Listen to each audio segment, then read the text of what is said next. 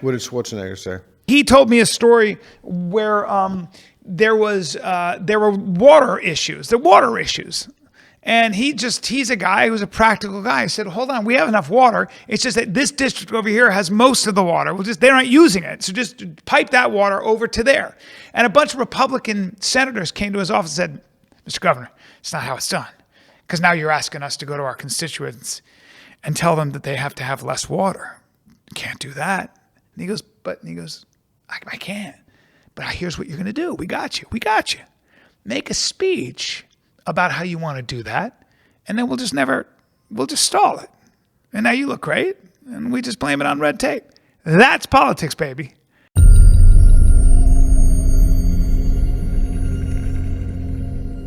I hope you enjoy this conversation with my friend Bryan Callen. He's a comedian and fantastic human being, and we had a great time. Thanks. Bryan, welcome. Peter, good to be here. Pleasure. I've admired you from afar. I've admired you from up close. I was telling someone the other day, walking down the street with you is a total trip. Like we were in Austin, we couldn't even get 50 feet. All these people coming up to you, they want selfies, they want photos. And it never gets old, and I always love it. I love it when it happens in front of my kids, because my kids roll their eyes at me, and then once in a while, guy followed me into the bathroom yesterday, and I'm taking a piss, and he was from Brazil, and he goes, I love everything you do. I love everything you do, and I think your timing is, and he goes your timing is unbelievable. Yeah. And I go, thank you. I would love a picture. I go, not now. And I go, okay, I'm going to finish peeing and I'm going to wash my hands and I'm going to meet you. And he was waiting right outside. He was, yeah. Yeah, but I love that. And then my kid now at 12 sees it and he's like this. He'll just go, fan? You a fan? Yeah. So it never gets, you say, yeah. I love it. Yeah. It's pretty crazy walking down the street with you. People really do, you really do elicit that. People love you in a way that, do you get people who hate you too? I don't have a lot of that, but maybe that's because I'm a comic, and so all I've tried to do is make people laugh. I get into trouble when I try to get political. My problem is that people know me as somebody who makes them laugh. That's what I've done my whole career. And then I get worried about the world and I get anxiety and I try to lend my voice to the long debate. And I don't know that I am necessarily somebody people want to hear from in that regard. I don't even know if I have that much that's original to say in that arena. Where I'm original or where I think I contribute is in being a silly goose and making people laugh. Now, can I get people to think by using my comedy? That's what I should be doing. But every time I get serious, my podcast, Off Limits, I call it, because I couldn't think of it sounded like a cool name. But I interview people and it's good, but sometimes I wonder, and I love talking to them. I was talking to Rogan about this. I go, I'm not getting big numbers. I don't know if I want to do this. He goes, that's not the reason to do it. You should do it because you get to talk to people that are smart and have a different perspective, right? So I just did a podcast with Reza Aslan. Oh, Reza has been out of the limelight for 2 years. Yeah. He's a firebrand. But dude, I learned a lot talking to that guy. Yeah, I'm not a fan. But no, but a lot of people, yeah. Well, he's got that thing where people are either a fan, they're not. But I learned a lot. I was talking to him and I was like, boy, I've been listening to this narrative over there. So the bottom line though is I think it comes down to just, I probably get some hate when I start pontificating strongly for one side. In the political realm. Yeah. And that's raised a lot of questions for me. So that's interesting. I want to drill down on that. I've never understood why so many of these issues, not that they're political, but why they're not evidence-based. It should just be because we're religious. That's the problem. But we're all religious. These movements. The United States has always gone through different religious revivals. The Quakers and you can go through, the Amish, all of these things, these were the Christian Scientists, there's a lot of different, now Christianity's making a real sort of comeback among younger, affluent, I guess, kids, probably because they're not sure how they fit into this exponentially changing world, this world where technology like AI and autonomous robots and CRISPR-Cas9, I mean, I don't even know where you fit in on this. You could study computer science, and by the time you're done with your major, everything you've learned is completely obsolete. I think that there tends to be this idea that, boy, I've hitched my wagon to a whole bunch of things, including some movements, and I'm not feeling any better. And I'm not feeling any more certain. I'm not any closer to a singular truth. I don't even know what the hell's going on. And then you see these old stories and this something like the New Testament or the Old Testament that stood the test of time. Yeah. It's not surprising. You know, Jordan Peterson talks about this. He tells old stories and people go, huh? Yeah. Well, there's a reason those stories have lasted so long. They have something to offer. And I think that something is probably to some degree an anchor or even bedrock that you can anchor into, because the winds are constantly changing. And so that would be, you know. And people use it as a kind of moral mantra, something they keep coming back to, repeating over and over again. They use it to hook themselves into what they consider to be the good life that has endured the test of time in a way, or a kind of higher vision for life. Yeah, I think so. I think most of us are you know, we grow up. The first problem is that you have an algorithm now that's going to give you everything you already agree with. Right. And then you're going to start to think you're more and more right. And I heard this quote, which was, the danger isn't in ignorance, it's in knowing the truth with a capital T. Yeah. You can get to a point where you have groups of people that really know, they know what's up, and this other side doesn't. That's where you know, and we all fall into that trap. And they're an existential threat. They're not merely wrong. So you know, you go back to the thing when you were talking about Paul. So I have two things on my mind. So when you meet people, and then I want to go back to the political thing, but I'm really curious about, like, so I'm trying to think, when we met each other, we just had a friendship immediately. Does that happen to you with everybody? I mean, I don't know. I knew you and I'd seen you and I love what you do. Yeah. And I think you're making a difference. Yeah. I think that you're very creative in how you get people to try to talk to each other. Yeah. And I was happy to. Oh, you think that was one of the reasons for the? Well, I was just interested in giving you my time. I was interested in you as a person. So that in that sense, maybe. But I've never had a problem getting along with people. I grew up where I had to make friends very quickly. I was moved from country to country every year and a half. Your father was in the military? Yeah, well, banking but I was moved constantly. So every time you get moved to a different country, a different continent, in a different school, especially in the middle of the school year, which happened to me 7 times until I was 14. Yeah. And even then I went to boarding school and in Massachusetts for 4 years. Oh, you were moved within the U.S.? Yeah, I was overseas. I didn't move to the United States until I was 14.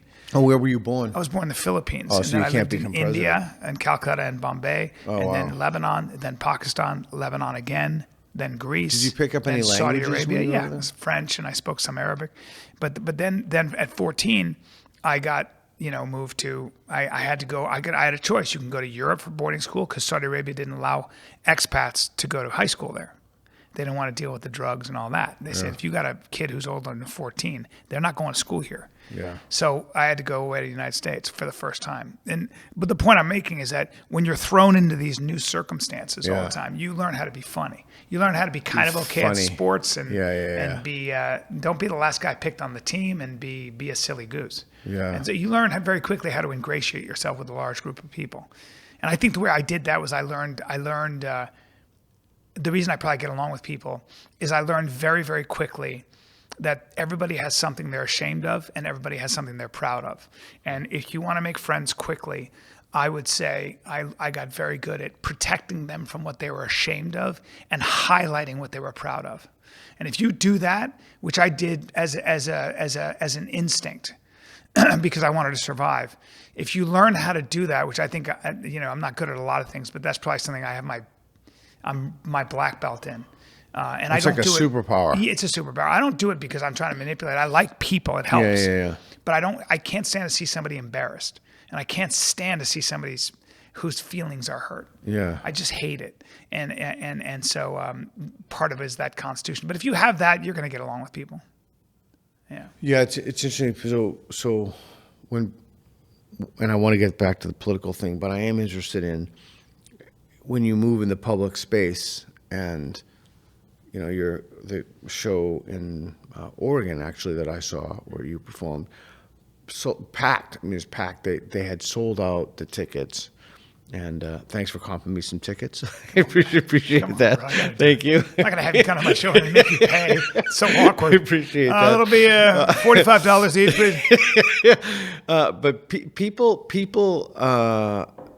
people approach you that I don't know. Like people, I'll put it on myself.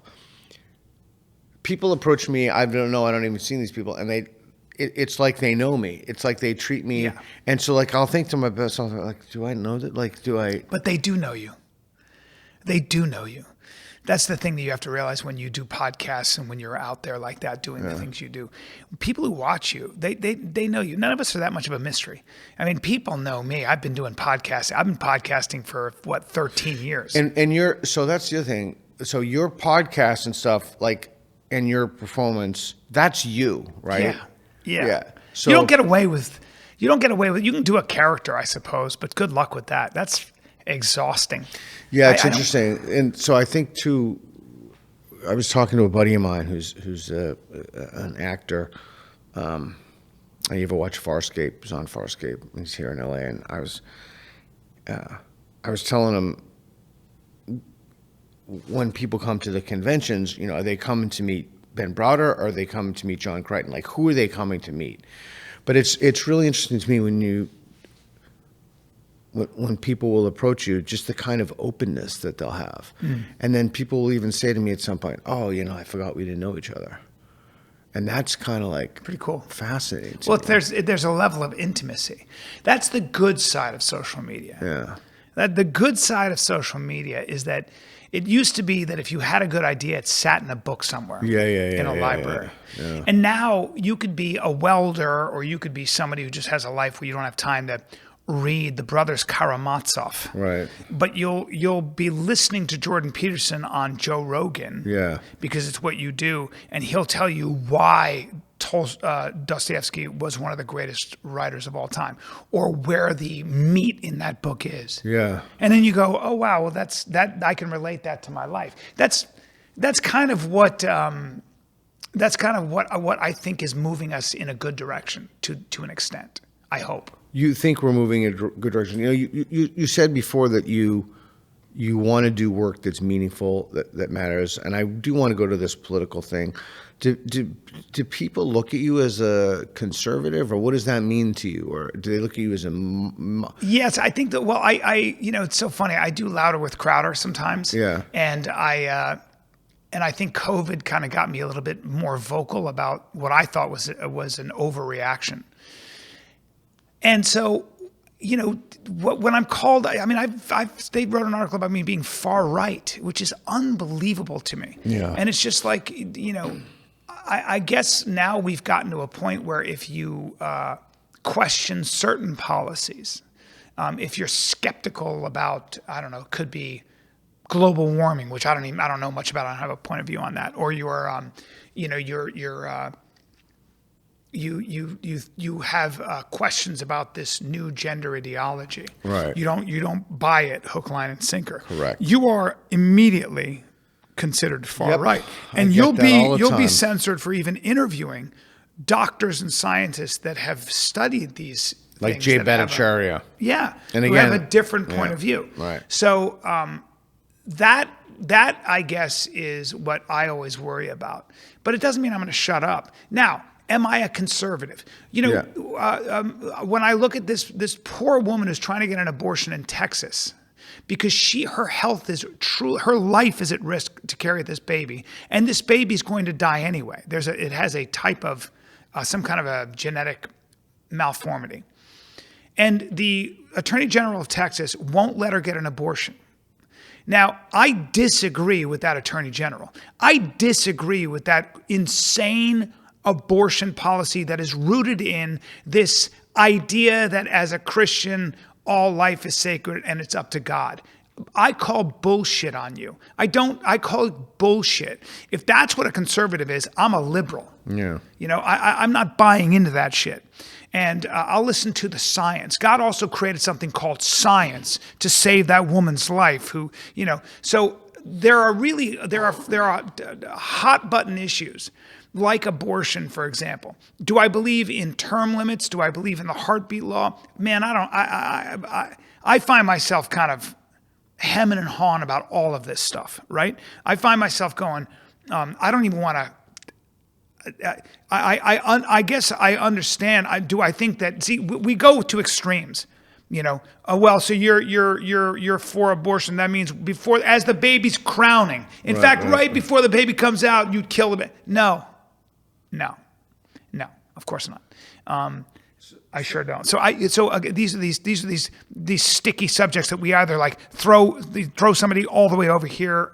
But I also understand the conservative notion that you have to draw absolutes sometimes. That hard lines must be drawn when you're defining how to live our lives and how to move forward. So okay, I just gave you the most wishy-washy fucking No. Switzerland answer. No. We're gonna drill down on that. So I don't want to be that guy, but I increasingly find myself being that guy, and that guy is. I'm a big believer in discourse, in free inquiry, in free speech. Dialogue. I would say it's a bedrock, fundamental core belief. And increasingly, I have come to realize that there are some people who, I'm even hesitant to say this. Like the people who are constantly calling you alt-right are a Nazi. I'm sure you get that a lot. I get that constantly. Like there are some people who are just so disingenuous in their actions, They may not even be people. Oh, okay, so it could be like one guy's thing. Yeah, but it could be bots. I want to talk about this idea like. So what evidence? So let me lay all my cards on the table. I don't think that the term conservative is useful. I don't think the term liberal is useful. I don't think that Republican or Democrat vaguely useful. I think that there's another access we can look at in terms of liberty. Those who are in favor of liberty and those who are not. But I want to go back to this. So, is there a test that one could take? If you buy into, and I'm not saying you should, the right-left dichotomy, the conservative-liberal dichotomy, is there a test to figure out if somebody would be a conservative or a liberal? And to me, yes. Go ahead. So people say, "Are you a conservative?" Well, give me the issue, right? Give me the issue. Now, here's what I want to avoid as a thinking citizen. I also don't want to be somebody who says, "Well, I'm an independent." Yeah, what does that mean? Well, for example, Israel, Gaza, I'm against killing babies and human beings. Okay, dude, thanks a lot. Thanks a lot, Dr. No Help, because that doesn't mean a goddamn thing. That's what Reed and I found when we were in London. We would ask people, what do they want? We want peace and justice. Okay, well, all right. You define yourself along the lines you are willing to defend. Yeah. You define yourself along the lines you're willing to fight for. Okay, there are lines I would be willing to fight for. And that is the larger question. Now, there's also another thing. How do I feel personally versus what I think should be policy? Those might be two different things as well. So when people call you conservative, okay, so we got two things. You got issue by issue, and maybe you add those, and again, I'm just making this up. I'm just spitballing this. So then you add those issues up in some kind of a ledger. You say, okay, Bryan believes it's about abortion. He believes it's about a wall. He believes it's about, graduate taxation, whatever it is. And then you kind of weigh those out. And you go, but I would say a much easier and better test is just who do you vote for? I mean, I've never voted for a Republican. Yes, except for we have a system where no one votes in primaries. So what happens is the extremes on both sides push their candidate, and you don't have a choice but to hold your nose and pull a lever. Yeah, that's my issue about that. But even then, like it doesn't matter that I endorsed Andrew Yang before. It doesn't matter who I endorse. It will always be, coming back to what you said, I'm opposed to some core issues that I don't think I think have parasitized the left. And I wrote about that in my first book, in I think 2013. These things are parasites on liberalism, and any idea that you criticize those things means that you must be in the opposite camp, and that's just not true. That's why I don't think that the terms are useful. I also don't think that, look, you know, we talked briefly before. I'm going to interview Miriam Grossman on the show in a little bit, and I'm not really sure what anybody can say. I'm in like 2 hours after this. What anybody can say about trans that hasn't been said already. Like but for the life of me, what I cannot understand, and maybe you can help bring clarity to this. Like, I don't understand why this is a political issue at all. Like, why shouldn't you just look at what the evidence is? I mean, this should be solely based on evidence. Because people don't look at the evidence. So they don't look at actually what the suicide rate is among young trans people. They don't look at that. There's this idea that if children don't transition, they commit suicide. The evidence doesn't back that up. You once you even get into that. Okay, right? so why is it that when you say that, you get 100 comments on YouTube? Bryan's a conservative. That's right. But Bryan's a conservative because he says the evidence. I'll call myself out. I don't like Kamala Harris. I don't know anything about her. Yeah. I don't know anything about her. She just looks like she's condescending, and I've heard her say a couple of things, and I've heard some things attributed to her. And so I'm anti-Kamala Harris. Well, I don't know much. I do this all the time myself. So a lot of times what I find is I say a lot of things that I don't have a whole lot of evidence for. Yeah. I try not to because I'm older and I maybe, you know, I spend some time really looking these things up. But I'm always astonished at my own proclivity to kind of speak my mind when I haven't done all the research.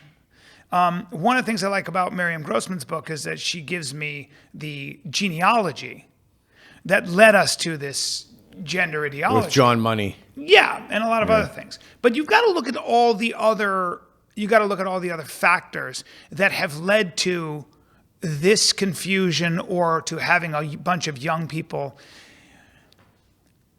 feel like this is a viable alternative to the confusion they have been born into. Okay. You know? But so getting back to the politics right-left thing, why should... So it's not like you look at VP Harris, and so I also share that feeling. I've never heard her say anything intelligent, like literally ever. Whereas people with whom I have substantive disagreements on the right and the left, I respect them. You know, RFK, Vivek, like I can see, okay, these are smart cookies. These are people who are thoughtful. But bracketing that for a second. So isn't that more reason, not less reason, to bring things out of the political arena and just make a decision based on evidence? Like the Earth warming anthropogenic? You're speaking like a rational and logical person. There's no place for that. There's no place for that. There's certainly no place for that in the voter's mind or in all of our minds. We're not rational. We all defend a story. All of us have a narrative in our minds. And that narrative is just as much emotional, or usually way more emotional than it is analytical. And I mean, I hear you, would love it. I would love it. People are hammering at liberalism now and the Enlightenment because they say, I mean, this is something, it's been going on for a while, but it's really coming to a crescendo now. They're going crazy and say, you know, people are members of communities, true. People are emotional being, true. People have feelings, true. All these things are true. And still my response to you would be, given that we know these things, given that we know how difficult thinking is, given that we know how we're prone to biases, that's more reason when we talk about substantive matters, when we make public policy, to be evidence-based. And I'll give you... I'm more optimistic. Okay, so let me tell you why. Yeah, please. You know, look, there is an element, I think there is hypocrisy. I think that there is, you know, insanity. Claudine Gay at Harvard, for example. Oh my God, okay? This is one of my favorite topics. Yeah. Claudine Gay says what she does. I could talk about this all day. Yeah. She says what she does, and the world gets all up. She's got her supporters. Harvard says we're not going to fire her. But what happens for Claudine Gay, I promise you, is all that people are talking about is a couple things. One is you're the president of Harvard, and you've published a total of 11 things. Interesting. Fascinating. Interesting. You said all these things. You were quantifying like a lawyer. Interesting, hiding behind the guise of free speech. Maybe you were. Interesting, though, because you also said that if you call somebody fatso, you're out of here on my campus. Okay? So genocide, yes. And it's all about context. What do you mean by all the Jews, right? And now we're all laughing about it. And I guarantee she's lost credibility. Yeah. She's going to spend the rest of her career either as a footnote, certainly historically she will be, and a laughingstock, or she's going to have to figure out a way to get people's trust back by quantifying everything she's saying. Yeah. Right. So in some ways, the system works. In some ways, there is something called too far.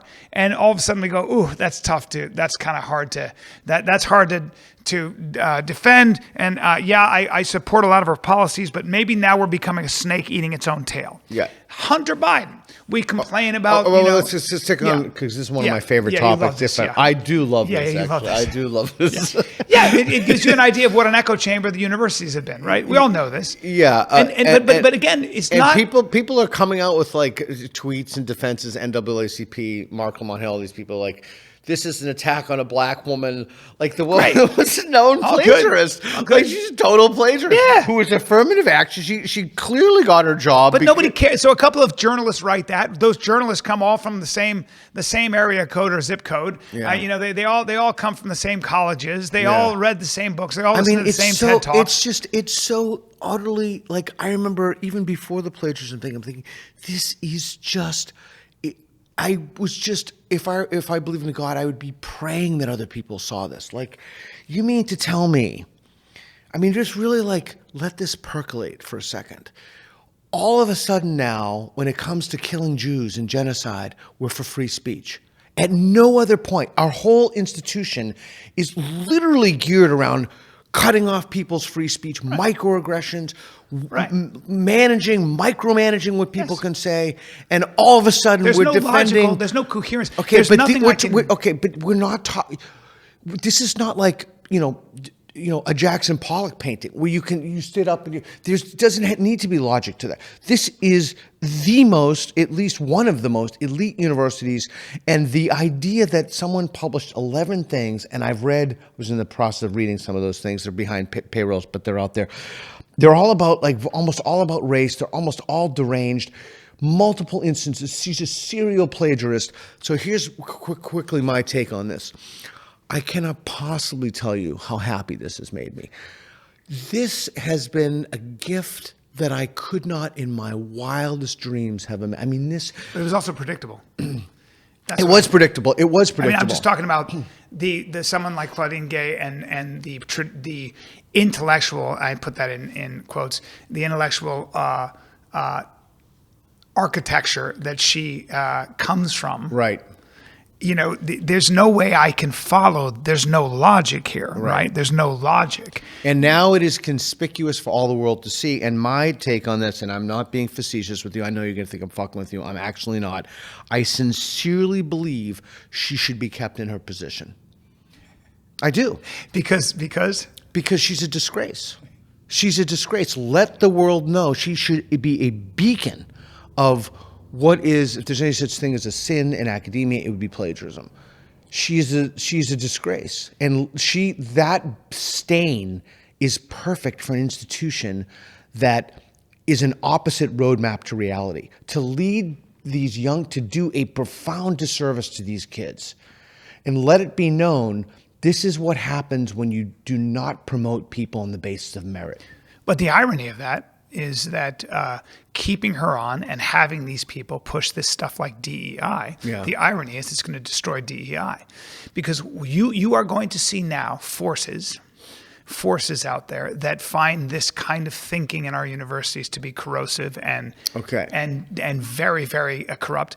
And you're going to have lawsuit after lawsuit over DEI, over the idea that you can discriminate against somebody's skin color. Dude, this is so crazy to me. Like, where were these people? So Asians have been systemically discriminated. Takes time. So I'm not buying that. I'm not buying that. Let me tell you why I'm not buying it. I am, and people get upset with me when I say it, but I'm just going to tell you. I'm upset. I'm upset now that it's easy to criticize this shit. all these people. Where were you? Of course. Where were you guys here? So there is a kind of cowardice and there is a kind of grifting among people who are now criticizing this shit when there's no social cost to be paid. That's right. You have the biggest problem is that there's so many people who are running who pay no price for being wrong. They can just say whatever they want, right? Because they've spent most of their time hearing about life and reading about life, not living life, and paying a price for those mistakes. You know, so I think the next thing will be, you know, my father's 83. And I was talking about you this. You still have your parents. That's awesome. I'm lucky. Is your mom alive? She's 82. That's incredible. And my father's lived a life. And I said to him, this trans stuff is it's so disconcerting that kids, this, that, and the other thing. Extra crazy. And he said, he looked at me, he said, won't last. And I said, what? And he said, you know, these things have a tendency to eat themselves because, just take this as an example. If I can say I'm a woman based on an inner feeling. Right. Then I should also be able to say what? That I'm also a giraffe. Black. I'm whatever. I'm anything because it's my inner feeling, and you have to honor that inner feeling, which is always changing.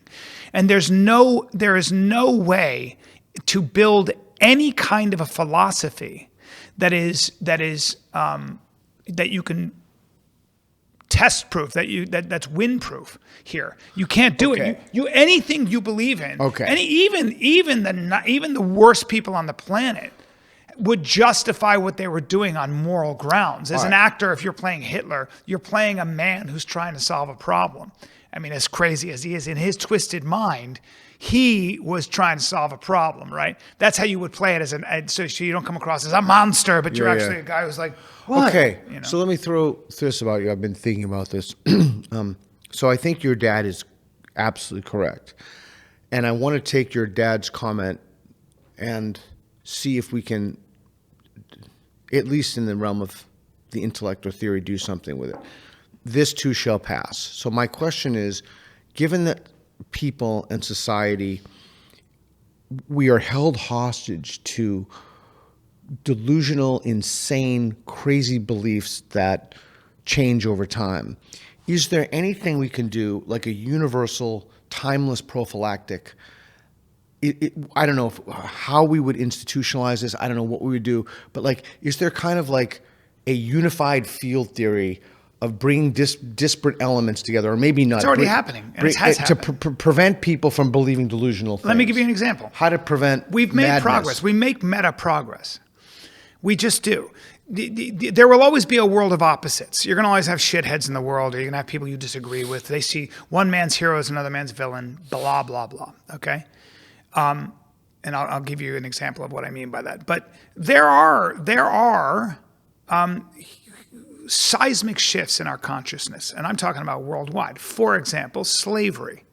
Slavery is universally reviled. Slavery was the order of the day, probably all the way up until 1812 in Britain, until the abolitionists there that were essentially right-wing Christians said this cannot stand. It came over to the United States. The British Navy took that over, but slavery was what you did, man. It wasn't even a racial thing. It was just what you did because that wasn't a nation state. That was a smaller village, and we could. And we're going to take them, and that's part of the booty, right? We're going to take the women, the little ones maybe, or we won't. The men got to die because you guys are in the way, whatever it is.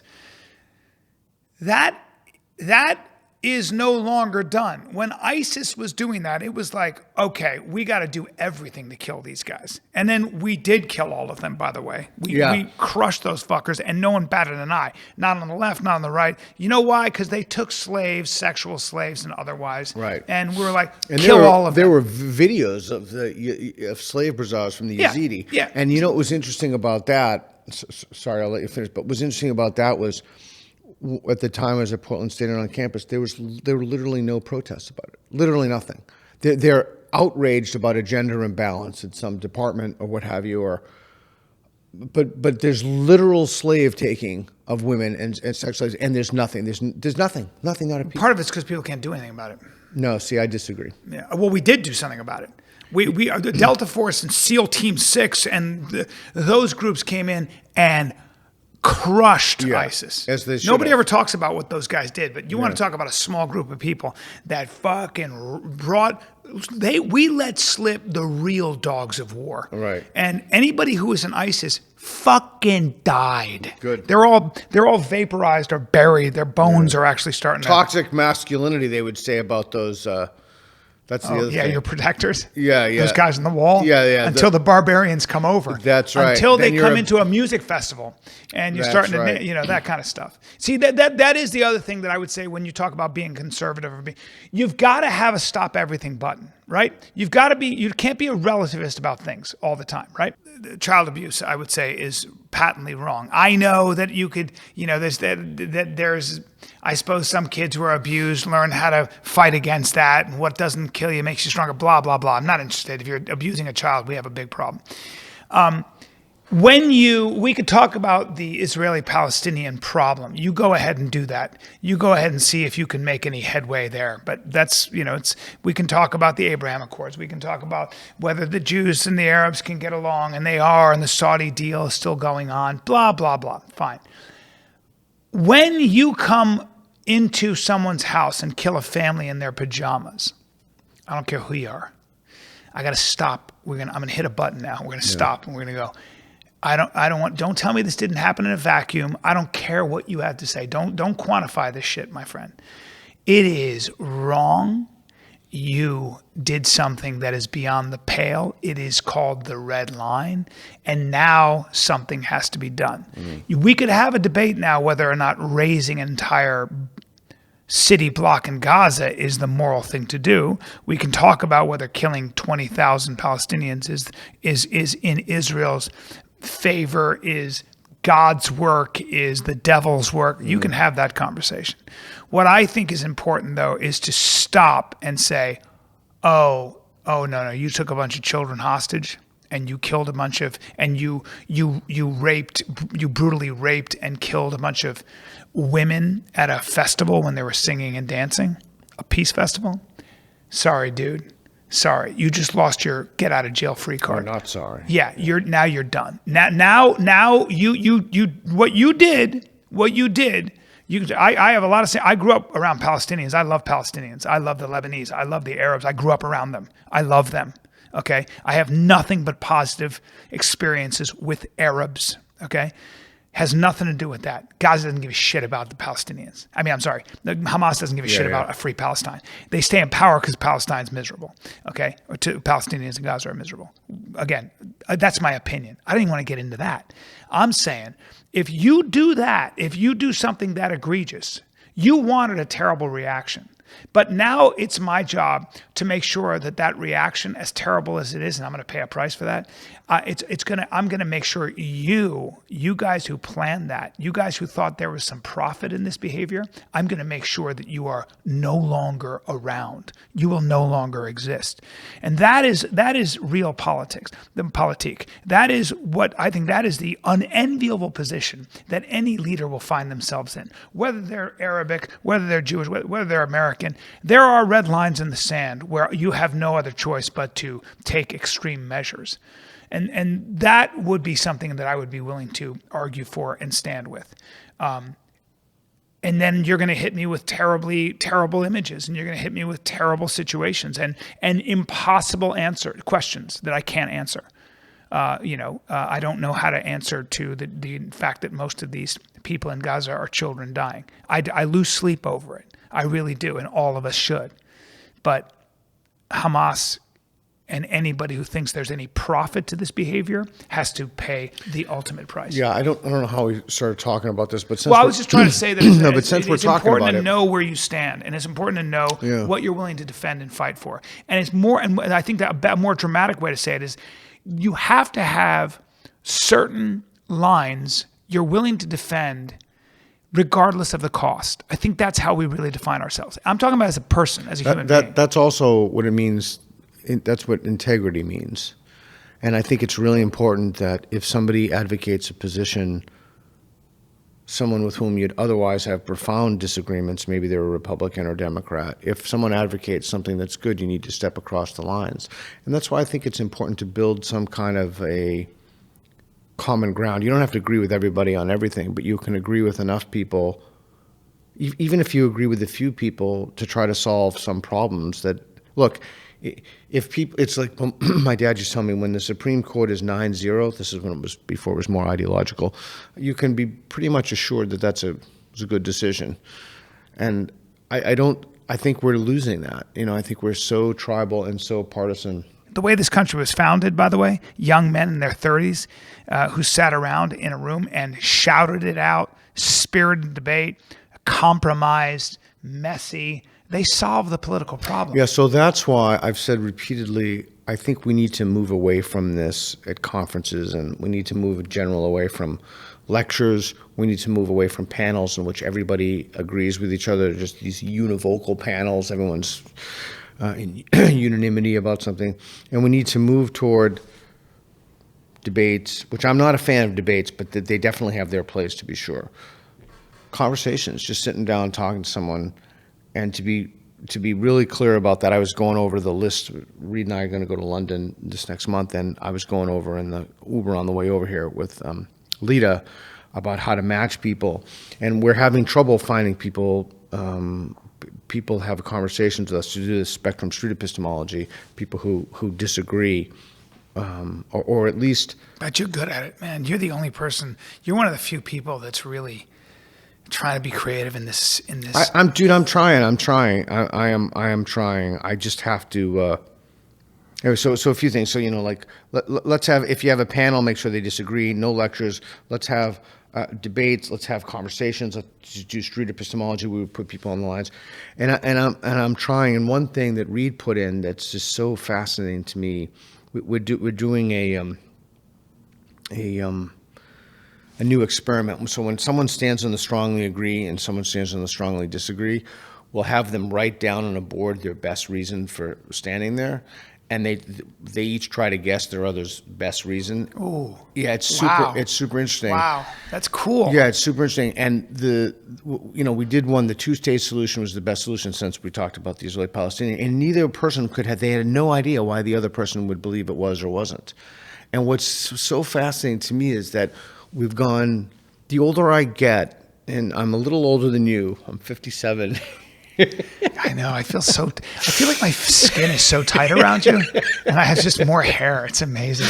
I just feel more spry, because you have me by a full year. That's crazy. What's that like? I know, it's pretty, I feel wise in comparison. Yeah, I don't like being around older people. My junior. Yes. But one of the things that's interesting is I truly have realized in this last decade of my life how important listening is, and what the consequence of not really listening to somebody is. And now what is the roosters come home to bear, or was it the chickens come home to roost? The chickens come home to roost. Yeah. Now we're seeing, in an increasingly interconnected world where everything's amplified by social media, we're seeing the consequence not only of people not listening, but what you said before about those who have.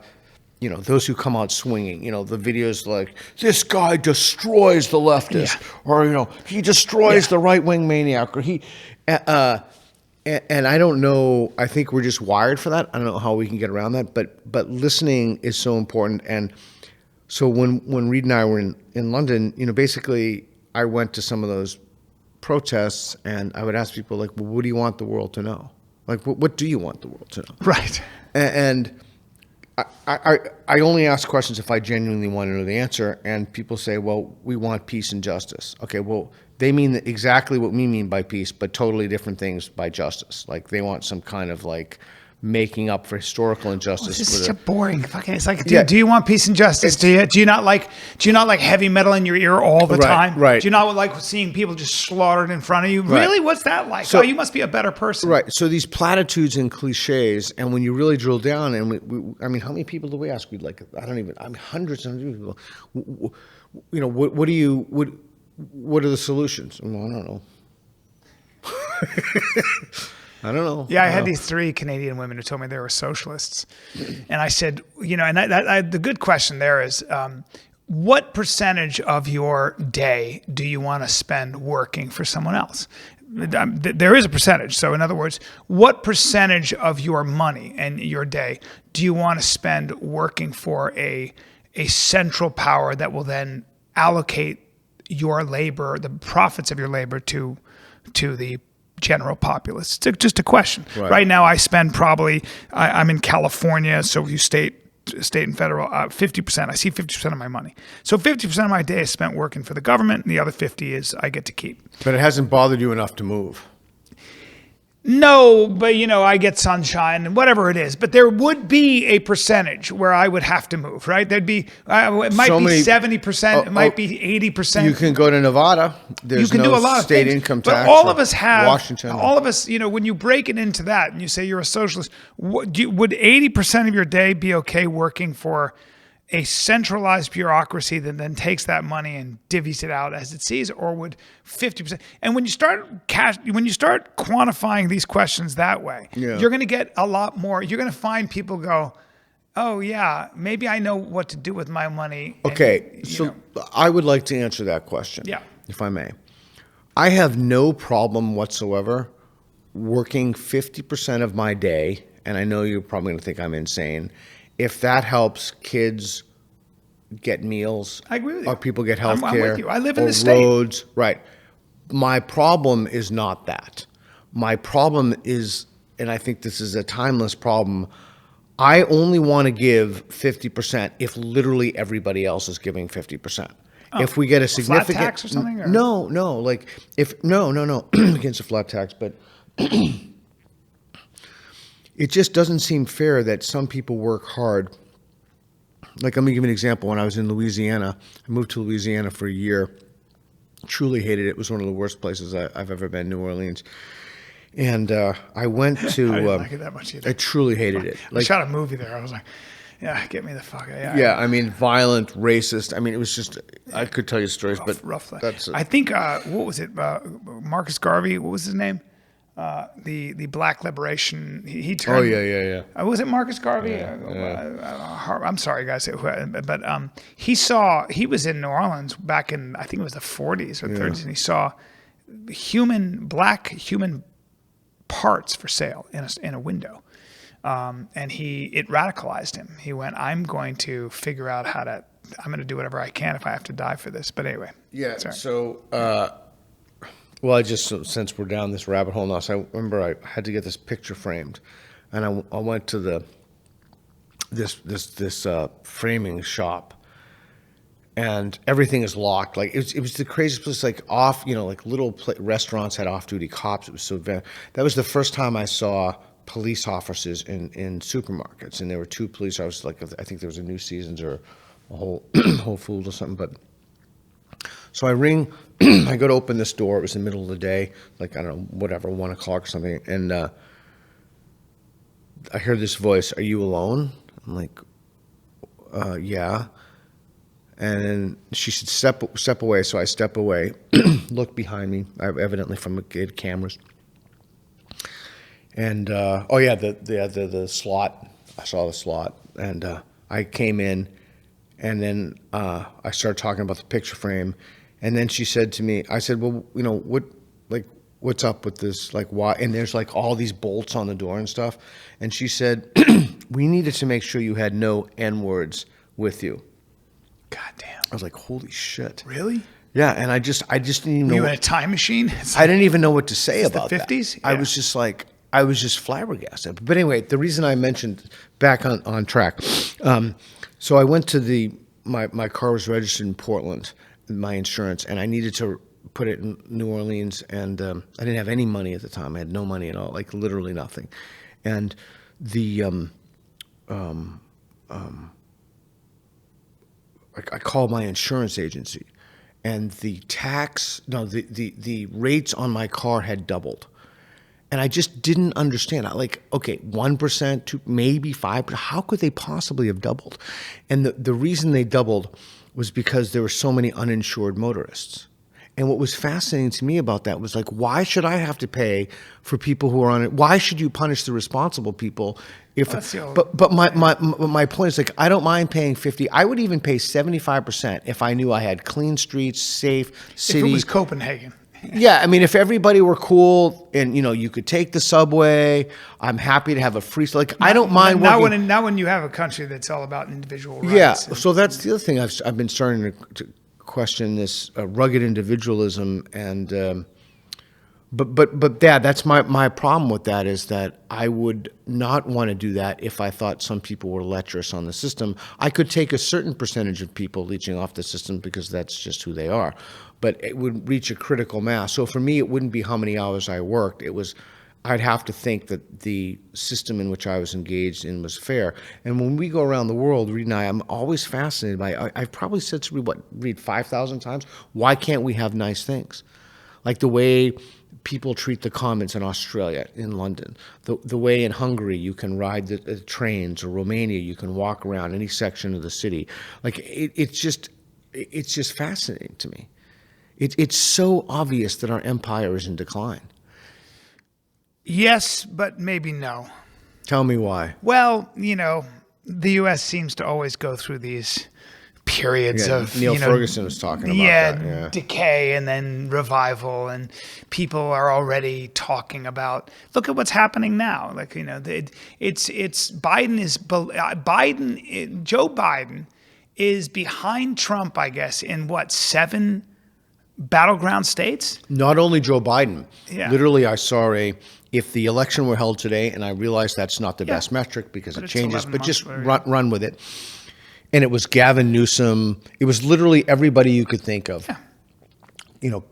VP Harris, everybody. Yeah. And the universal vote was Trump. Yeah, so what happens? But what happens is it's not that they like Trump. It's what happens is they say, so we are coming to a reckoning, which is, we've had this sort of this very liberal, progressive movement in this country. Probably started somewhere around the 60s and 70s. Yeah. And from everything from free love to all the stuff, sex, drugs, and rock and roll. And there's a lot of fun that comes with that. There's a lot of liberation, a lot of creativity that comes with that and everything else. But of course, like everything in life, there's a trade-off. Feminism, first wave feminism, second wave feminism, third wave feminism. That's when things fourth wave feminism. Yeah, that's particularly Well, how is insanity. that servicing women? I don't know, but what happens is women who are younger, like my daughter, they go, this fourth wave feminism, I'm being told that men want to kill me, or there's an antagonistic aspect to this. And then all of a sudden you look around and you go, well, that might not be working. That might not be working. This brainchild that came out of the minds of these sort of dusty academics who they don't live in a real world anyway. They certainly don't have any fun. Whether they're liberal or conservative, academics tend to be the ones in the corner telling the kids over here not to dance. Yeah. Don't dance so close. You're like a chaperone. So what happens is this idea becomes a bad idea. This idea didn't work for me. I'm on antidepressants. I own a cat. I have a Netflix subscription, and I have a comfy muumuu that I sit in at 30 years old, and I'm lonely as I'm so lonely I can't stand it. But I have a career. Well, maybe what happens is they go, wait, what was my grandmother doing? Because a lot of these pictures have her smiling. I don't know, but this is what happens in this country. We go back now to tradition, and they say there's a movement of that. There's a movement among young people who are trying to get back to what's traditional.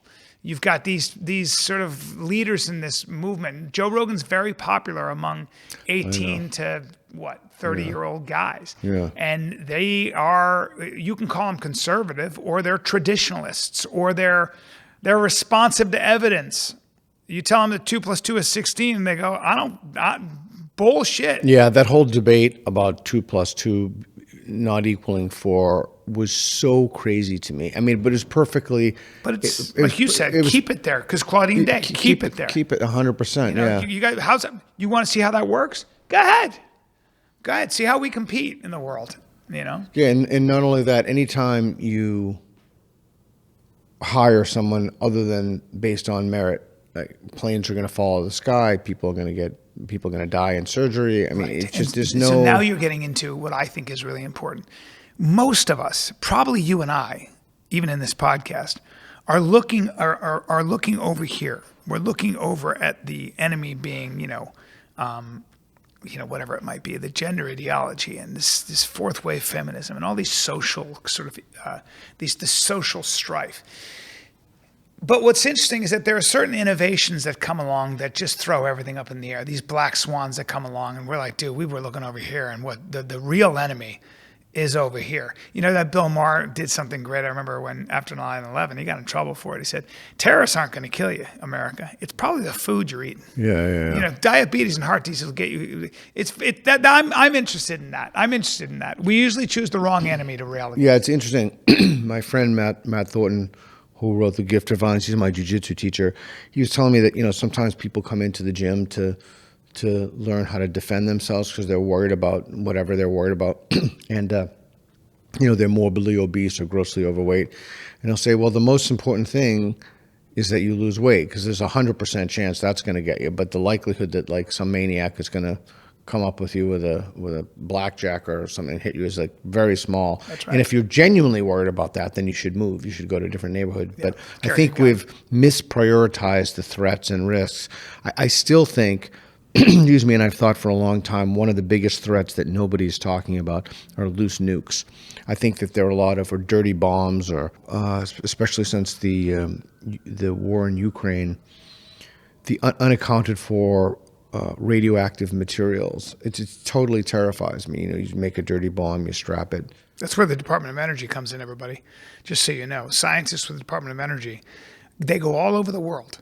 They have instruments at every stadium in this country to make sure nobody brings in a spent uranium rod. Yeah, I'm not even worried about stadiums. I'll tell you off camera, it's a really good thing that some of these people aren't smart because we'd be in trouble. Because I think about like this and then the ways that we can prevent this. But I do think that we've misprioritized what's important. I think one of the big things that nobody's talking about because it's so boring is we have gone fucking crazy printing money. Nobody gives a shit about it because it's not sexy. It's not, pretty woman in a dress or whatever. And I think that there will be a financial and economic reckoning coming down the pike. In fact, I think it's inevitable. Well, the fact that interest rates will probably stay at record highs for the next year is also the market correcting itself. I've talked to a lot of people that aren't as concerned, but I'll tell you a story of Eric. You know Eric Weinstein? Very well. He's very, my very buddy. well. I love Eric. And we were having dinner, and he comes to dinner, and he's hanging his head, as Eric will do, because he gets worried about the world. And he sits down. I go, "What's going on?" He goes, "I don't know. I got to figure out a way to help this situation." I go, "What's the situation?" He goes, and he draws me this diagram. He goes, "You know what that is?" I go, "What?" He goes, "Well, everything changed in 1957." I said, he was telling Reed this. Yeah. Thermonuclear we just weapons. Had dinner. We just had dinner with him like. You did. So you got that. Yeah. Thermonuclear weapons and the miniaturization of said weapons, where you can harness the power of the sun in a briefcase. Yeah. And then you've got CRISPR-Cas9, which is gene editing. If you can edit the genes of a virus or a bacteria, right. Those are the things that are getting cheaper for everyone. Right. And there's more. To which I say, human beings figure out ways to neutralize that too. Because so let me throw this out to you as a response to that. I think that the response to that ultimately is not a technological response, but it's a response to make yourself unimpeachable as a country. For example, no torturing people. You have to make yourself a beacon, a shining city on a hill, if you will. You have to make yourself impervious to any kind of criticism. Stop these neocons, stop these global misadventures. You have to make it so that if you're the good guys, people will have less reason to do that and other countries will come to your aid. And it'll make it easier to find these maniacs in caves with... But there's so much money in war. Yeah, but there is something about... There is a reason that the Chinese aren't largely targeted in spite of what they're doing to the Uyghurs, in spite of their One Belt, One Road policy in Africa. There's a reason that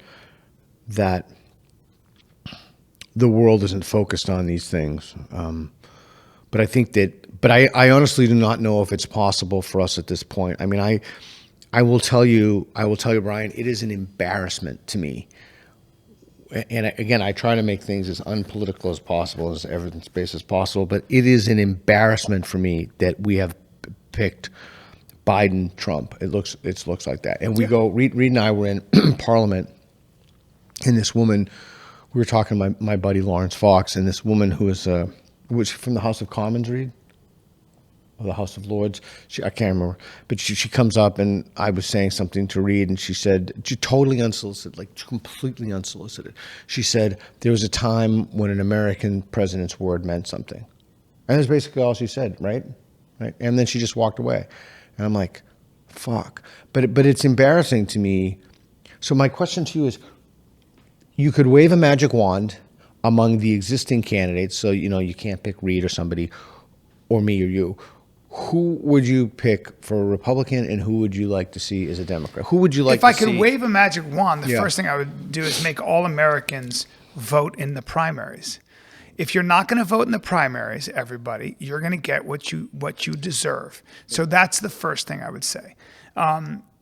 You're going to get who the delegates and the most fanatical elements and energized elements of those parties want you to vote for. But who would you want as a Republican and a Democrat? I always look. I try to be agnostic, and I look at. I take the social things out of things because I'm more interested in the economy and how well the grid works. I think that's really important. Oh, they were really in trouble. Well, I look at someone like DeSantis, and I think he did a good job managing his state. Mitt Romney did a good job, actually. There are certain people that did a good job and weren't as concerned. My biggest issue with Trump, I think he's very funny. I just think he's a narcissist and he's a Trumpist. Yeah, he is. He's just all about. He's funny. He's funny. Yeah, but I can't. So who would you want as a Democrat, and who would you want as a Republican? Who would I want as a Democrat? I think, I'm only going by what seems to be a traditional Democrat, somebody who's like Democrat heavy, Republican light, and Republican, that kind of thing. Amy Klobuchar, I think, is supposed to be. Yeah. I don't know, but from what I've know listened people to her who love speak, her, but I know nothing about her. Yeah. And then I think I would probably, if I could, get someone like Ron DeSantis, who's having a hard time because he's just a little stiff, so the personality isn't there. But I think what a shame not to elect someone because they're it is because he's an accomplished guy, captain of his baseball team in the Navy. I think he's a Rhodes Scholar. I think he went to was he a Rhodes Scholar? Look that up. I think he might have gone to. I think he went to Harvard Law, actually. So that's a big the Rhodes deal. is like the most. That's Oxford, right? Yeah, it's Oxford. That's the most prestigious of the prestigious. Is he a Rhodes Scholar? He went to Harvard Law. I know that. Yale and Harvard. Okay, Yale and Harvard. So this is a guy who's done a lot of stuff. I don't think he was. Wait, go back to that. Go back for a sec. I don't think he's I saw something about SEAL Team. Was that States? And promoted to lieutenant before serving as a legal advisor. Okay, to SEAL Team 1. Okay. But either way, this is a guy who's lived a life and done some stuff, and I appreciate that. So probably someone who's good at managing. Yeah, that's important, I think. Yeah. So I guess I look at it differently. Yeah. I look at it: who offers competing visions for the United States and the road ahead, and those visions should not just be competing, but they should be genuine, realistic alternatives for the direction that we want to take the country and the ways that we want to move, and how as a society we want to be, what our posture should be in the world. And so, and again, I don't know any of the answers to these questions, but I do know that I am embarrassed when I go around as an American and it's Biden, Trump. It's an embarrassment.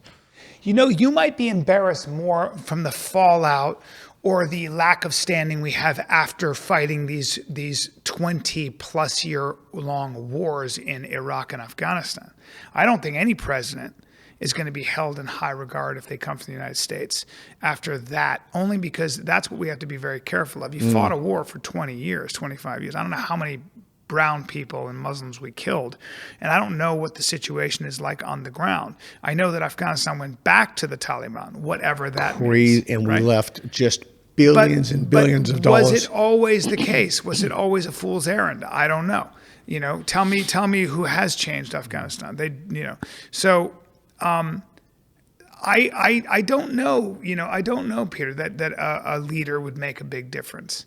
And maybe the founding fathers orchestrated it so that wasn't the case, so that it was more So in many ways, the republic stands whether you have a genius or a fool at the helm, because there's one of the great thing about this country, the couple things that I think are that we can never lose. One is that you always in the American psyche, you have the potential to be better than you are today. You have the potential. You may be a pauper today, but there is potential you could be a billionaire tomorrow. That is ingrained. That is the American dream. That is ingrained in our psyche. No matter what happens, everybody out there says, yeah, the world's shit, but man, this is the one country where I got an idea, bro. I got a script I wrote. I'm going to write a book. I got an idea for a business. I got this thing for new ice cream. This is what keeps us going. That's what stops the revolution and the pitchforks and the torches from coming for the people that have already done well. The second thing is, and the most important thing, and I think the great genius of Madison and Jefferson and John Jay and especially just the people in Constitution Hall, was they created checks and balances. They figured out, James Madison was obsessed with faction. He was terrified that a faction would become strong enough to take over all the other factions, and that would be controlled by a very charismatic leader who was willing to do things that. It's fucking genius. Like, we owe him such a debt. He was about 5 feet tall, apparently 100 pounds, but what a giant! Yeah, tiny man, but what a giant! And he was obsessed with faction. He was obsessed with the idea in the Federalist Papers, which is one of the great ideas of philosophy. It is the greatest idea in political philosophy, and really, it's not about the Constitution. It's about the fact that power never sits in one group's hands. All the power doesn't do that. Justice Scalia was very articulate about this. He talked about this. It's the division of powers. It's these checks and balances. That is the greatest thing. That is the most incredible thing. You should have the fourth estate that speaks truth to power. Yeah. That is a thorn in any leader's side. As long as every president we've ever had laments the fact that they didn't have enough power, we are in good standing. You want every president to be frustrated as hell. And I talked to Arnold Schwarzenegger about this. Are you against the line item veto? Do you think that's part of it? It's all part of it. Yeah. I think it's great. What did Schwarzenegger say? He like every governor and like every president will say, I didn't have nearly any power. Everything I try to do would be circumvented by a special interest group or a Democratic senator or a Republican senator. I mean, he told me a story where there were water issues. And he's a guy who's a practical guy. He said, hold on, we have enough water. It's just that this district over here has most of the water. They're not using it. So just pipe that water over to there. And a bunch of Republican senators came to his office and said, Mr. Governor, it's not how it's done. Because now you're asking us to go to our constituents and tell them that they have to have less water. You can't do that. And he goes, I can't. But here's what you're going to do. We got you. Make a speech about how you want to do that, and then we'll just stall it. And now you look great, and we just blame it on red tape. That's politics, baby. That's politics. I don't think that's a bad thing. When you have a very efficient government, one that gets things done right away, you've got China and its Politburo. I was literally just thinking that. Yeah. So maybe I'm just getting older and realizing that so much of what we complain about and talk about, I think it's important to keep doing this. I think it's important to keep being responsive to evidence. I think it's important for guys like you and I to try to get to the truth. I think there is a truth. I don't think things are relative. I don't think you have to be this this intellectual that hems and haws. I don't know, maybe sometimes it depends. No, there's an answer. There's always an answer. There's a better answer. There's a better idea and there's a bad idea. So let's move in that direction. So we agree that there are substantive problems facing the world and the country. That's undeniable. Sure. There always will be. Right. So one of the things that struck me when I saw your show, and I would never say this unless it were true, I genuinely loved your show, was that when I saw your show, I was struck by a few things. I was struck by what I consider to be a kind of centrist balance. You're talking about the engineers and the conservatives, and physically moving like that. Yeah. And then the liberals. There are jobs that that liberals should do, and then there are jobs that conservatives Right, should and we need both. Yeah. And I was also struck by the fact that, to me, when I watched you, and I'm trying to say this in as much of a neutral way as I can, because I don't want to blow smoke up your skirt there. But I love smoke up my ass. yeah. It was. Is that the expression? I thought it was skirt, but I always mix up my expressions. Yeah, I don't wear a skirt, not on. Yeah, well, not what on was that? Thursdays. I don't know what the expression, but anyway, I was struck by the fact that was a kind of comedy that was a little bit physical, a little bit intellect, like it had all these combinations, but undergirding the whole thing, I saw wisdom in that. I saw that. I appreciate it. Yeah, that's a guy speaking from life experience in his late 50s, mid 50s. Say mid-50s, You're a please. little Say younger. say You're a little mid-50s. younger. I'm a young man. You're a little younger. But that kind of. So my question to you is, when we talk about these problems, what are you doing to ameliorate suffering or what are you doing what work are you doing that matters to help us? You know, it's funny. I do these little things like, I just got a call from Smile Train. They want a little more money. They fix cleft palates. I have a couple of the Doctors Without Borders. I can't remember what I give. I hope I still give to them. They draft from my bank account.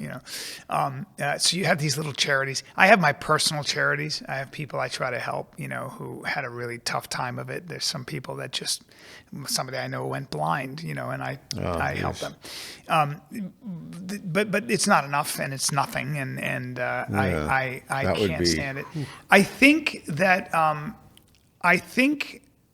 I really believe this. I think that if you can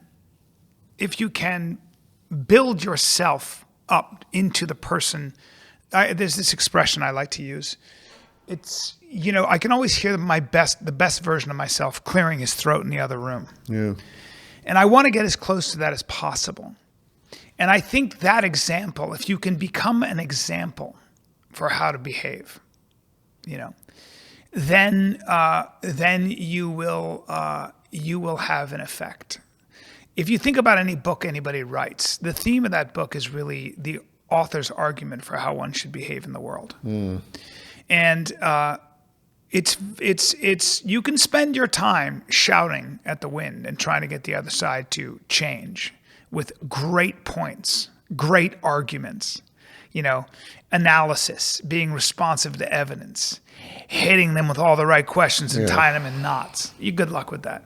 Yeah. But I think that, so I'm going to listen to, when somebody talks about health, I'm not probably going to listen to my doctor, but I am going to listen to Lane Norton, who holds the world record in deadlift because he has his PhD in nutrition.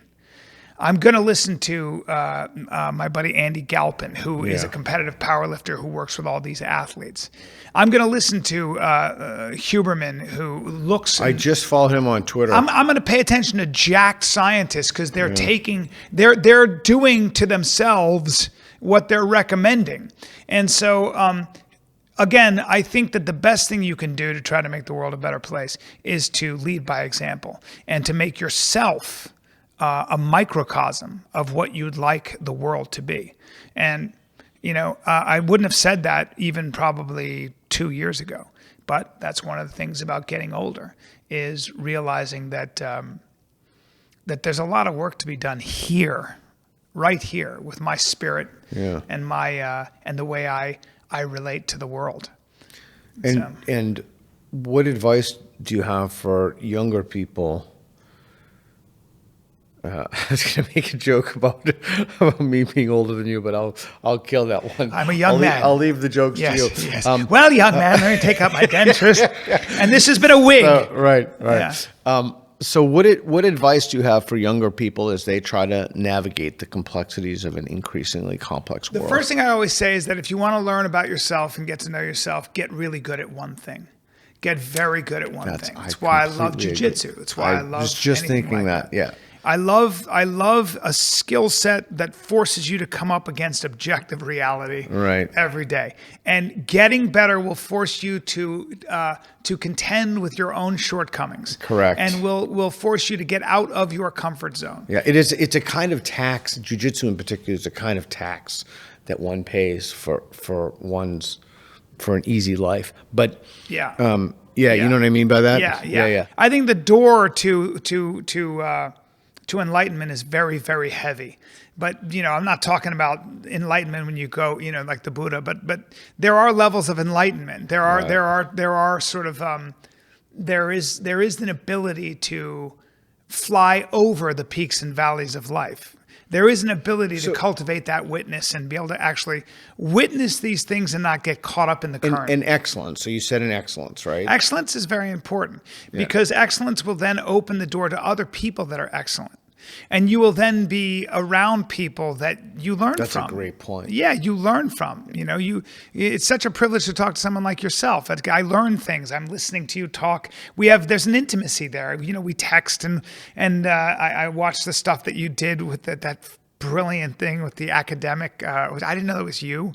Where you're looking at how dogs hump and rape culture and dog parks. I mean, that shit's so genius. And Thank you. And I wish one of the contributions that the people like yourself and who are fighting for common sense and maybe certain traditional beliefs, and you could call it somewhat conservative, you got to be funny. You got to use satire. You got to use humor. My God, So I would call it more.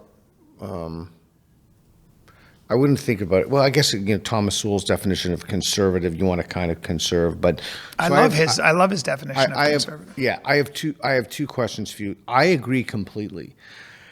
I think it's so important to cultivate. So you said an excellence, but let me know what you think about this. I think it's important to cultivate a physical excellence. I want to talk about that for a second, and I don't think it has to be jiu-jitsu, but I think there's something. Not all physical excellences are the same.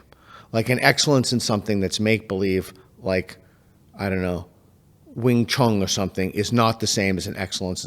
So what do you think about, or even if you want to be a flamenco dancer, there's a kind of corrective mechanisms and rules. How important do you think it is to develop a physical excellence in addition to another kind of excellence? There are two reasons for it. Yeah. So one of the beautiful things about cultivating a physical excellence, learning how to box or learning how to do or jiu-jitsu or whatever, is you learn how to communicate with your body. Yeah. Right. So you can get to a point where you can tell your body to do something and it will. That's a beautiful feeling. It's freeing.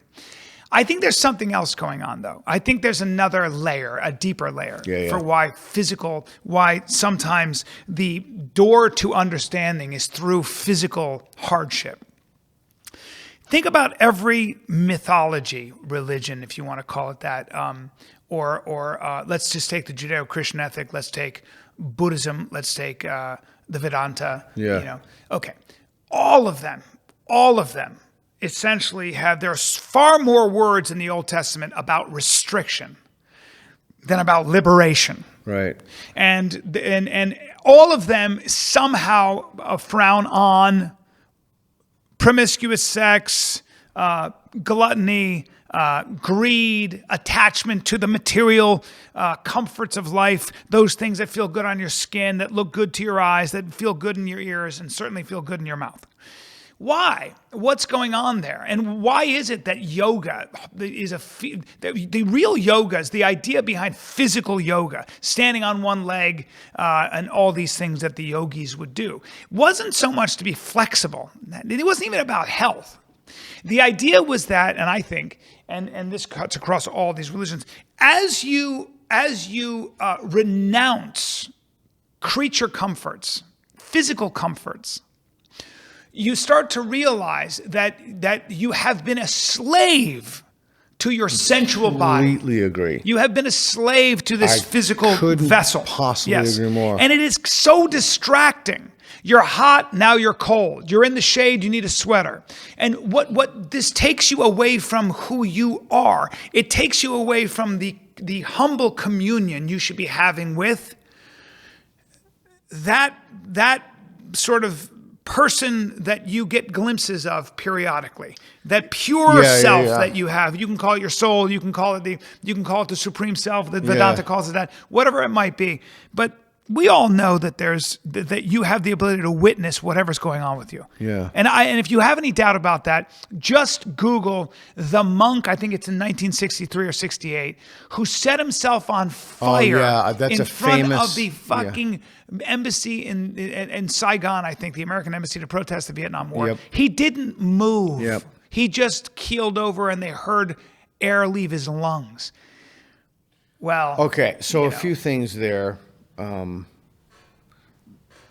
yogi who stands all on of one yoga, leg, right? Jiu-jitsu, all of this is yoga. Running hills. One commonality there is the difference between running hills, though, is that there's no external force operating on you like jiu-jitsu or standing on one leg. There is something, one of the most, I don't even know it's useful, one of the most important things that I think I've done in my adult life that has given me more than I could possibly communicate, and I know this is going to resonate with you, and 90% of the audience is going to be like, what on earth is he talking about, is not tapping from exhaustion. You know what I'm talking about? Well, see, a lot of guys in jiu-jitsu, if they've never rolled, as soon as somebody's on top of them and they can't move, they get claustrophobic, they'll tap from that. Right. They'll literally tap because they can't breathe. They're like, and they're like that. And it takes a while to kind of go, oh, this is a little cozy. Right. So you have to force yourself. This guy was trying to fucking kill me last night. I mean, he was 25. He was trying to kill me. And it is like a muscle that you build in yourself. Tap frequently, tap often, great. Tap early. I tap early. I always tap early, but never from exhaustion. Golden rule. And there is something that gives you as a person, as a human being, that I do not think can be replicated. I simply do not think there's any other activity unless there's some external force. And you'd never learn that. That's experiential. Right. You would never be able to read about that or hear about that. Right. You have to experience it. It is a gift that you can give yourself that is beyond anything, and it will make you a kind of person that you never even fathomed you could be. But the door is physical discomfort. Isn't it funny? I was on the way here, I thought to myself, it'd be funny, a funny mantra, if I ever got a tattoo, it might say, if it feels good, it ain't. Yeah. Right? It's the only thing I can think about. Yeah, it's funny, sometimes when I have an itch, and I really want to itch, I intentionally don't scratch it to kind of develop willpower build. Okay, so that's a physical excellence that I think is really important. What about a skill set or a cognitive excellence or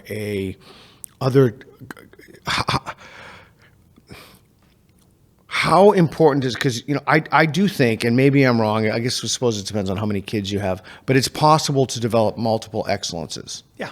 Right? So I think it's a physical excellence is important, but they're not all the same. A skill base like yours is comedy. I don't know what mine is, but yours would be comedy. Like some kind of excellence that you can really pursue in a way that has meaning, not just for you, but is helpful. So I would argue that because the world becomes less of a mystery. The world becomes less of a mystery, and in the cognitive or intellectual domain, I think it's easier to help other people. I think it's easier to have a kind of spillover effect, whereas I don't, only by proxy, like I was training with Hardra Gracie in London, and dude, those guys are holy He's shit. huge, isn't he? Like 6'10"? He's massive. I have a picture of him. I'll show you. The guy said before the Bell test, he said, every single person in this gym is responsible for everybody else's success. Nobody gets here alone. I want to tell you a story, but I don't know if we should go down that rabbit hole of something I've been wrestling with. But you could make the argument that you're developing a physical excellence and really learning about your body and what you're not capable of.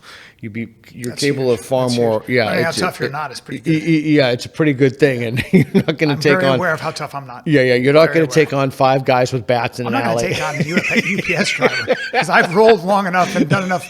I've been in enough martial arts and boxing gyms to know that there are guys that look like the UPS guy that can change your life right quick. Totally. Right quick. Totally. I got friends that I wouldn't last 30 seconds Dude, with. I got tapped out this last month. I got tapped out by a 15-year-old. I have PTSD from that. It was fucking trauma. There are 15-year-olds that Dude, will change your could life. not fucking get this kid off my head.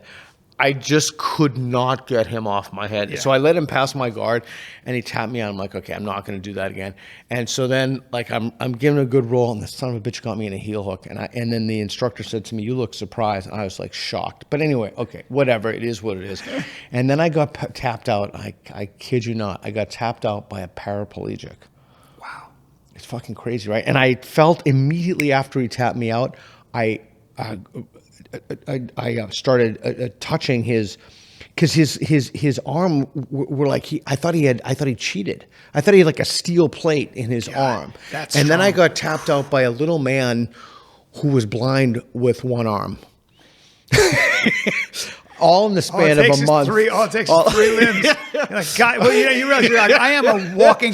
My joke about that is I got to start carrying pepper spray because I'm just getting easier and easier to kill. I know. And that's the nature of getting older. I don't care how much you. I have a whole joke about that too. It's like I can't just start fighting either. I got to warm up. If you attack me on the street, I better have been stretched and have been warming up for at least a half hour because I cannot go from 0 to 100. If you attack me and I start moving, I'm going to pull everything and you're going to win anyway. I'm too old. I'm calcifying. So, yeah. Okay. So those are physical. We could talk about jiu-jitsu all day, but those are physical excellences. Yeah. There is something about really focusing yourself and developing yourself and working on something like, I don't know, street epistemology. I don't know, what what that thing would be, being a relationship. There's this relationship counselor, but there's something about developing an excellence that I think is so important. I don't believe in souls, but for the person's being, there's something. Well, I think that I've come to the conclusion that the value to meditate on is to work because that is its own reward, and to try to do your work regardless of the results and the fruits. The biggest source of my anxiety is how many tickets have I sold? Is my brand growing? Am I going to be able to play theaters? This is ridiculous. I agree, I want to totally agree. all that I care about, and I always remind myself, is original self-expression. How original am I being? Doing the best, being the best you can be, like doing the best. I don't want to go to my grave thinking I didn't realize my potential. I really don't.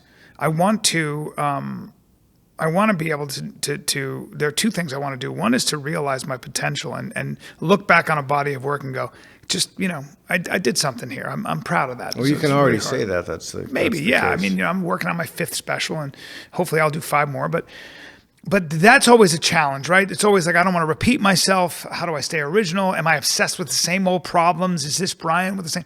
Well, it's my job to continue to do hard things so I can keep breaking through new walls of understanding.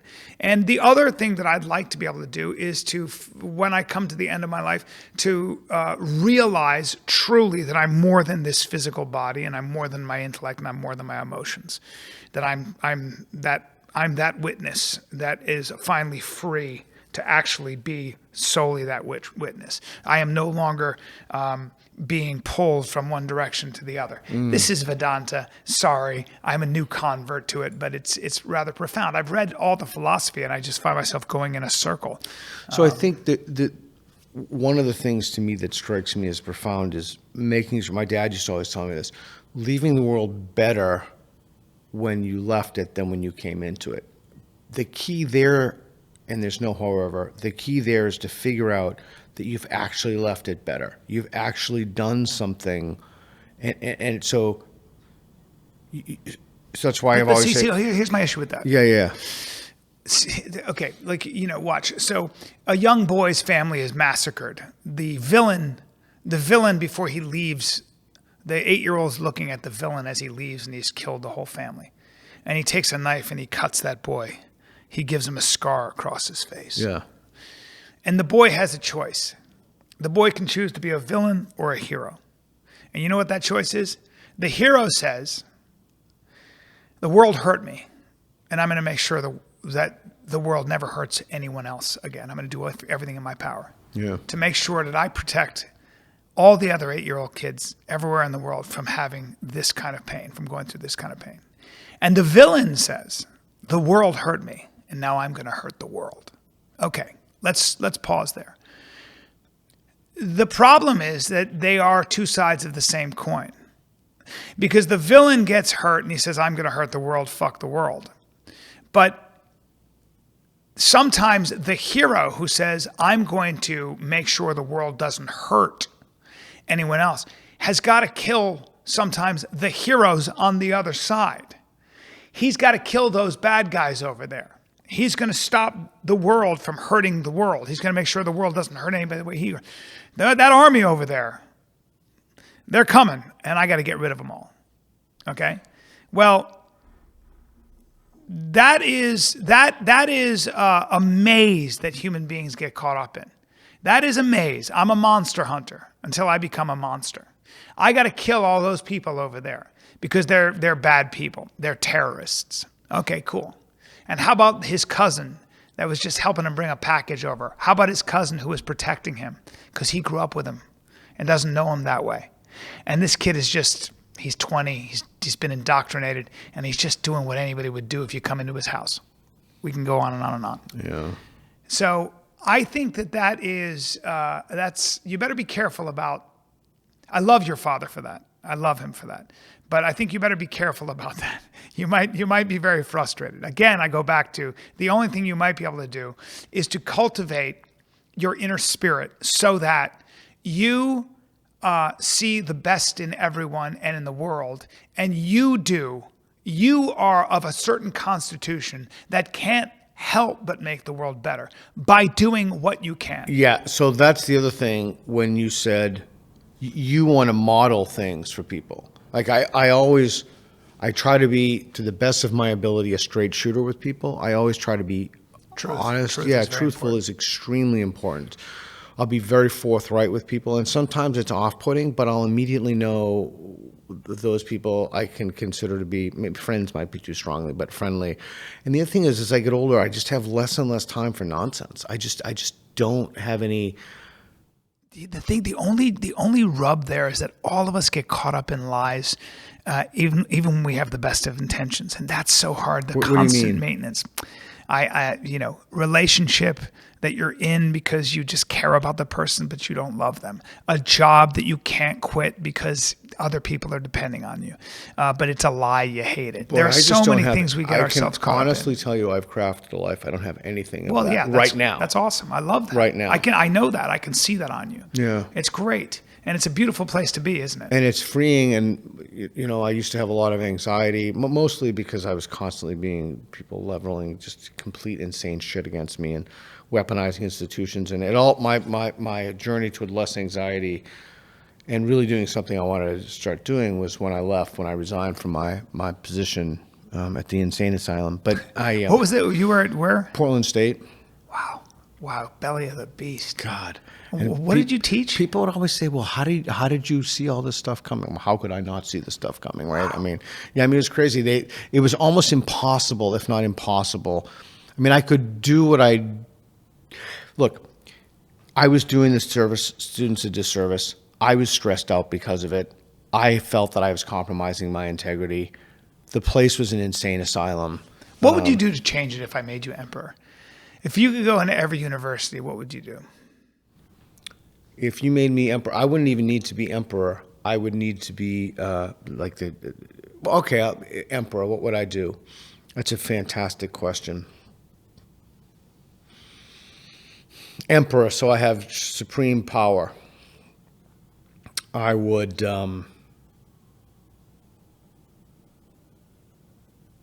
Okay. This is going to be such a boring answer, but it's a truthful answer. I would change my first order of business is I would eliminate tenure. and I would fire 90% of the faculty in all humanities departments in the country. My second order of business, all DEI would be completely eliminated. I would reinstall a meritocratic system independently of the race of the individual. So we would know, people would regain trust in those institutions because we would know for a fact we had the best people in the best positions. I would establish free speech codes and free speech zones. I would immediately take aim at the accrediting bodies that accredit institutions and universities. They're a cartel. I would either break them up or disband all of them. What is an accrediting what is that? It's so different colleges become accredited through like an accrediting body. They're a way to say that they legitimize them, that you're a legitimate institution. I would probably do away with all of them. Do you have to re-up on that all the time? Yeah, or? you have to re-up on it. The whole thing's a racket. I mean, it's a true racket. I would go after colleges of education in their entirety. I would completely obliterate all of them. The whole system would need to be built up. So I would build an educational system based on falsification. Can we falsify this idea? Is it true or false? Reading, writing, arithmetic, back to the basics. I would infuse not a critical thinking class, but critical thinking throughout the curricula, but with that idea of falsifiability. Teaching people how to think, not what to think. Exactly, or diffusibility. I would institute as a pedagogical model spectrum street epistemology, some kind of, it's experimental now, but something like, is the confidence you have in the belief justified? Is it calibrated correctly? So I would make sure that everybody had a public education of the first rate, which, yes, truly may mean raising taxes. It is what it is, bonds, levies. I would make sure that people who came from certain zip codes didn't have certain educational advantages. I would retool, because you said emperor. That's a great answer. I would just retool the whole system. Is any of that happening? No, it's completely broken. One of the BLM was a big scam. One of the problems with BLM was that was a genuine opportunity. It was run by hucksters who basically scammed the money. No, I said this to my buddy Wilfred Riley. No, give me a single example of a school in a black neighborhood or district that had been fixed, or the problems that were plaguing that school for literally generations have been fixed. No, but they didn't. They scammed the money. No American in my America would be denied health care or education because of the race of their parents or their zip code or their financial status. So, there are many ways to do that. You could think about you could think about a tax structure in which the money didn't go to the neighborhood but went to the state. I would institute a parallel system. I would support places like, I'm a founding faculty fellow at the University of Austin. I would support alternative school. That's a huge question, but I just scraped. Yeah, I just scraped the surface. But and we would also have to make sure that our engines of knowledge production, which are the universities and our institutions, were. You can't make them impervious, but there are so many, like the Confucius Institutes are basically arms of Chinese spies and propaganda that is in almost every major institution in the country. It's a huge problem. No one's doing anything about it. Again, I try not to make this political because I think it should all be based on evidence. I do think that the Biden administration has done a profound disservice. I think it's been hijacked by many people who are on the fringes. Yeah, they're just not. They're just ideologues. Yep. They're not thinking. They want to forward certain conclusions and forward certain narratives.